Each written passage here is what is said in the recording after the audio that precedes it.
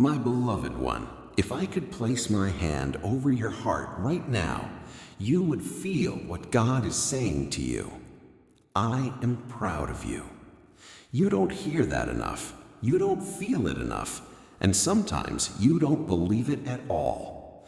But God saw every silent battle you faced. He saw you keep going when quitting felt easier. He saw the nights you cried but chose faith anyway. He saw the kindness you gave when no one saw it.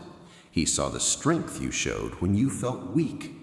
And he whispers, I noticed every effort you thought didn't matter, every prayer you prayed in secret, every step you took even when you were shaking.